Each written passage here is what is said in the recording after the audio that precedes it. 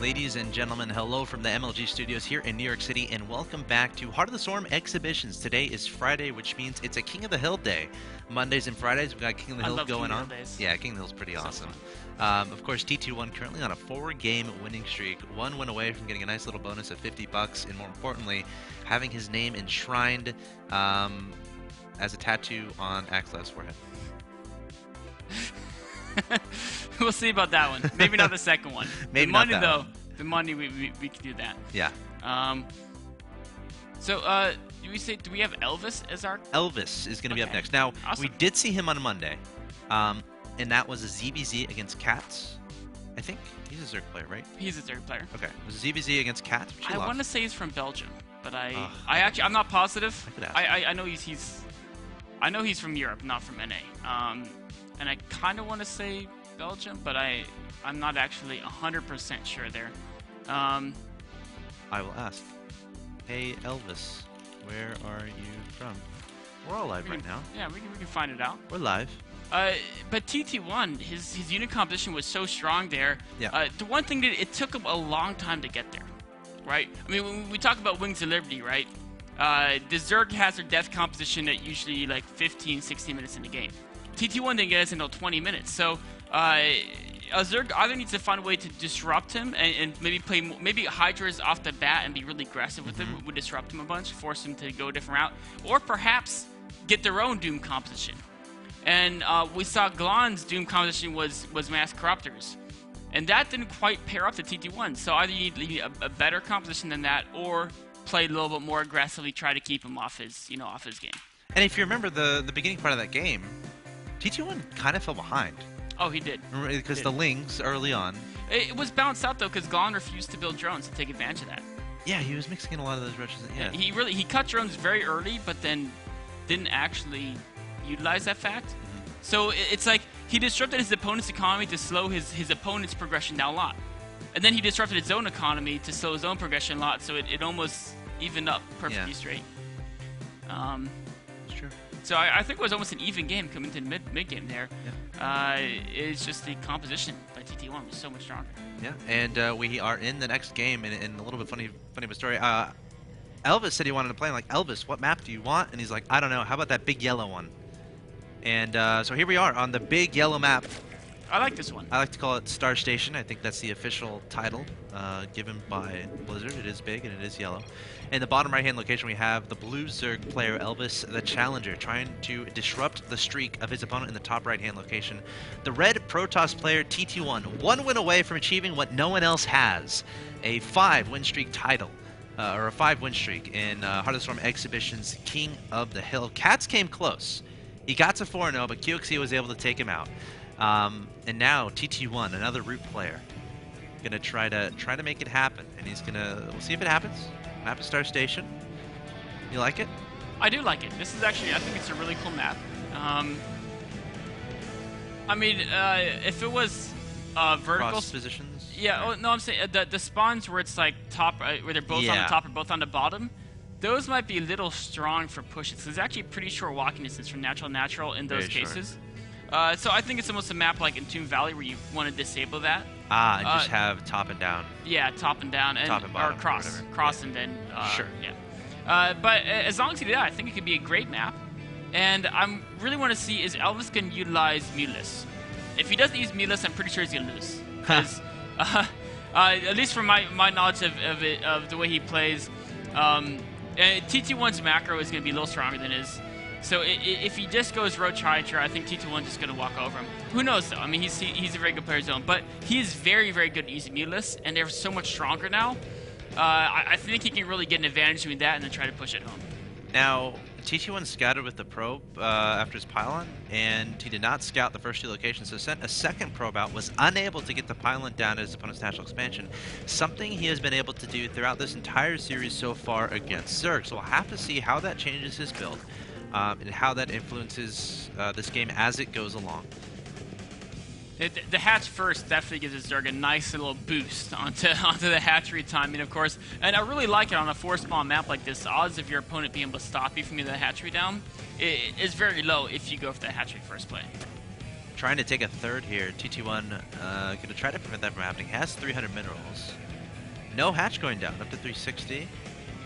Maybe waiting for a queen, just pop down 2, spawning pool, pop down 2 queens. I think he's just trying to keep tabs on the probe, make sure he's not being cannon rushed. Yeah. I mean, the only player who would build a hatchery that early before queens would be Cats.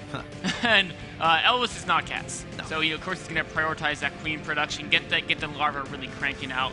And he'll get that third fairly soon, though. I expect, in fact, that drone may have intents on it right now. Yeah, there he goes to secure that third base. Also, don't know if I mentioned it, but the last I checked, Elvis was number 10 Grandmaster in Heart of the Swarm. So we'll have to see if he can make it happen here against TT1. TT1 opening up with the Forge Gateway at his natural expansion. There goes the Nexus completing, immediately adding on a pylon next to it. There's already a cannon in place. Two simulators in the main base at this point in time. Have to see if he incorporates any sort of light mothership core aggression, and we'll have to see when Elvis decides to take his gases. Should be not too far away from that, probably about seven more jumps, and then we'll approach that point. But fairly standard game so far. Very, very, very standard. I mean, TT1 is one of those guys who the odds of seeing do a non-standard game are about the same odds as being hit by a lightning bolt. Wow. This guy is like the most standard player out of anyone I've ever seen. Maybe Idra. Idra and him are probably... Actually, I've seen Idra throwing 6 pulls in here and there. TT1, I think I've seen him proxy gate once. What about Rhett? Maybe. Rhett will do some aggressive builds sometimes. I mean, Rhett's very standard, but TT1 is like literally like the lightning has to strike for this guy to cheese you or something. It's just the odds of it happening are so low. He just loves macro, man. This guy's a very, very, very macro-orientated player. So he's either going to do, a standard 2-base timing off the back of, just early solid build order, or he's just going to continue in the long game like we saw last game and get that monster composition up. Elvis, though, Elvis is a really, really fun player to watch. I'm actually kind of excited because I don't think I've seen Elvis play Heart of the Storm yet. So I'm actually really interested to his approach towards it. We saw him play Cats last week, that's true. Monday, but that was a CPC. I'm trying to remember how that unfolded. My memory is failing me at this point in time. But yeah, he's one of those players. Again, he's number 10 Grandmaster, and I was first introduced to him by Cats of all people, and some of the Root guys. Of course, these guys are laddering Heart of the Storm all the time. So these guys, TT1 and Elvis, they've met each other quite a bit on the ladder, I would imagine. So definitely relatively familiar with each other's play styles, so we should have a nice game in front of us. Of course, we have a robotics facility on the way here from TT1. Everything looking like Wings of Liberty so far, not even a mothership core on the field. I think he will get that a little bit later, just wants to maximize that pro production first. Yeah. And the reason why he's getting it later this game is because he's not planning on doing that Stalker mothership core push. It looks like he's just going for a 2-base Immortal Time, I have to say. It looks almost exactly like that's what he's going for. And on the other hand, Elvis is going for a lair. He's got a Roach Warren. With the additional power of that Mothership Core and a Time Warp, I'm not even sure if it's possible to hold a well-executed 2-base Immortal with Roach speeding. Yeah. And unfortunately for Elvis, he is getting some Roaches and Speedlings.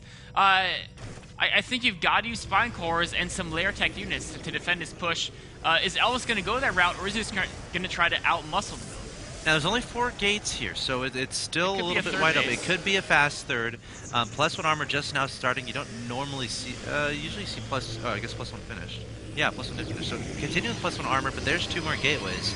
So he could wait for the +1 armor, adding on 4 sentries here. Gonna have 1, 2, 3, 4, 5, 6 gateways in total. I still think it can either be that Immortal push or a fast third, but that being said, like, instead of those 2 gateways, why not put down that third if you want that faster third? It really is. I mean, I think at this point, it's going to look almost, it's going to be the Immortal push. He does it, he's doing it very differently, though. He's got significantly more economy than when, like, Parting does it. And he's going to hit a little bit later with a little bit stronger of an army there. And that's almost going to work against him because Elvis now seen this. Did Elvis see him move out? Elvis needs to be throwing out a ton of Well, he saw the lack of a cores. third at this point, and I think that's pretty indicative of what's coming. He's got to be. I think if he wants to hold this, he's either got to mass Spine Cores or hope that TT1 gives him enough time to get up a huge Mutas force.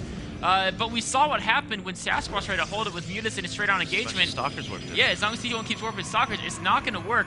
You've got to have the Spine Cores there, unless he's going to use Mutas to snipe down all the sentries and then use waves of roaches. That could also maybe work, but I don't know, man. I would just love to see him give the third mess. Now he's making spine cars at the third base, but there's only 3.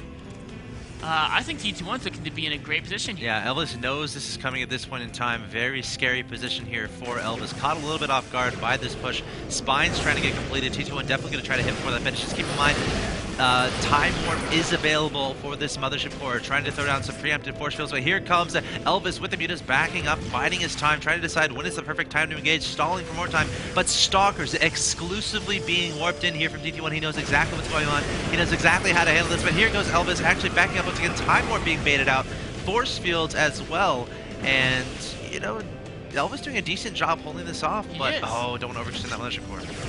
Oh, he's gonna target. Oh, this is such a cat and mouse game. He got it. Oh, Time Warp does go off though. TT1's able to take down these spine cores, but Elvis' army is still pretty big. He's actually going to try to engage with everything. Oh, but great his units are all stuck by the force field. He's got to retreat to Mutinous. Oh, there he goes. Just backs away. Force fields from TT1. Perfectly spaced out. This third is going to fall. A bunch of drones falling as well. Elvis scrambling to try to get units on the field. He has 1,600 resources. What is he going to do with that? Doesn't even have the larva. He's going to pull drones cross map, but... Okay, I think we finally might be close to being low on force fields.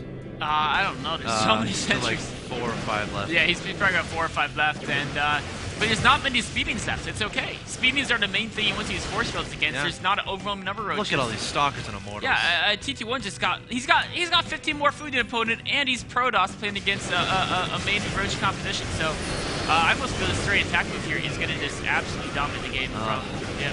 Elvis trying to make this happen.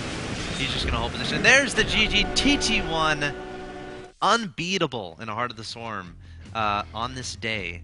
He's got himself a 5-game winning streak. He has the highest winning streak thus far in Heart of the Swarm play, at least in MLG King Hill exhibitions.